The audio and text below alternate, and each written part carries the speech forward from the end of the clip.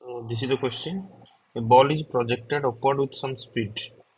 If ratio of time of ascent of time and descent of time is 2:3, then find the acceleration due to the air resistance assuming constant air resistance during the flight. तो देखो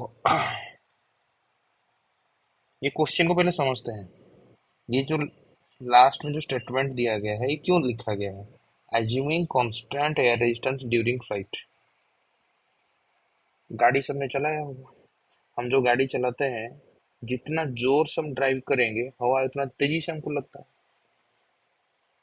समझ में आ रहा है?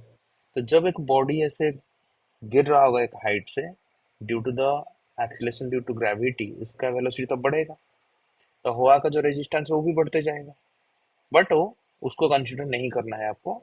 ये जो resistance है constant है, इसीलिए दिया गया है। ठीक है, चलो फिर प्रॉब्लम को चलते हैं। मान लो एक बॉडी ये है, it is being dropped with some speed u, sorry, it is being projected upward. Sorry, just a minute. The body is being projected upward with speed u.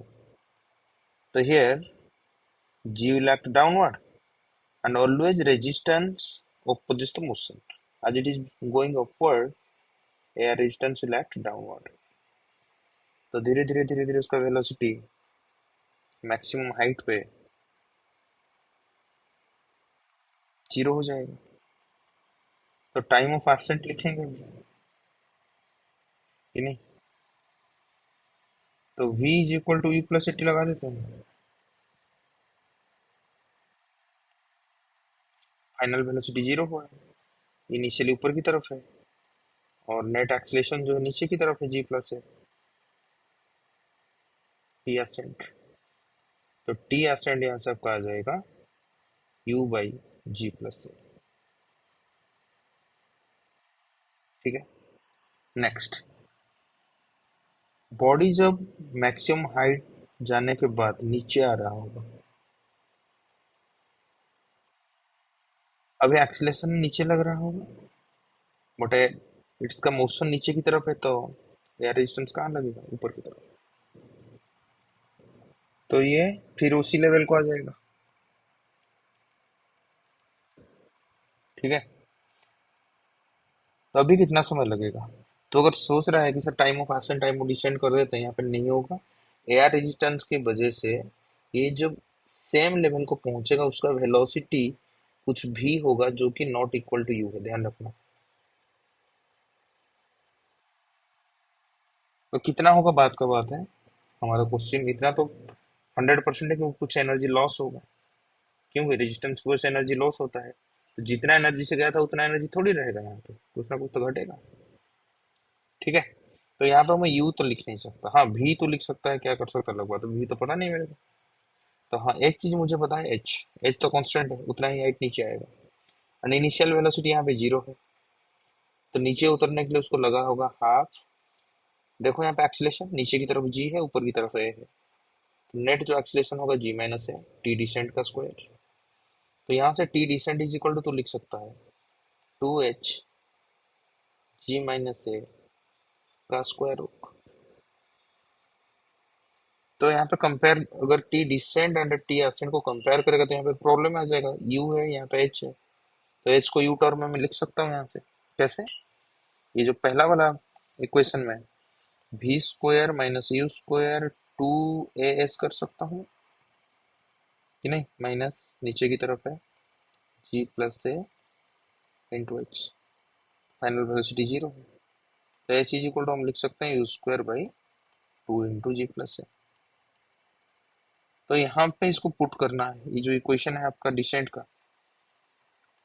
का इक्वेशन में इसको पुट कर, two g minus a, h की जगह इसको लिख ले u square two g plus a, तो two two get cancel, u by ji square minus A square. तो ये फॉर्मूला को याद रख लो तो बढ़िया है। तो यहाँ से तू देख सकता है यहाँ पे u बाई जी प्लस है, यहाँ पे जी स्क्वायर माइनस ए स्क्वायर का स्क्वायर रूट है, तो यहाँ से तू एक थ्योरेटिकल क्वेश्चन गेस कर सकता है कि डिसेंट का टाइम असेंट से ज्यादा होता है। ये क्वेश्चन आता है यूजुअली। ठीक है। अभी क्वेश्चन पे दे रखा है असेंट बाय डिसेंट, मतलब u by 2 × g+a by descent u by,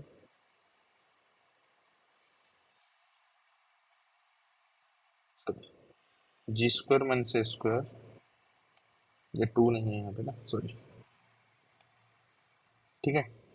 इसका वैल्यू दे रखा है 2/3। तो u गया, ये g+a × g−a, तो इसका आंसर आ गया g−a/g+a इज इक्वल टू 2/3। दोनों साइड का स्क्वायर कर लो, क्रॉस मल्टीप्लीकेशन कर लो, तो g−a/g+a 4/9, तो 9g−9 है 4g+4 है, तो 5g इज इक्वल टू 13 है।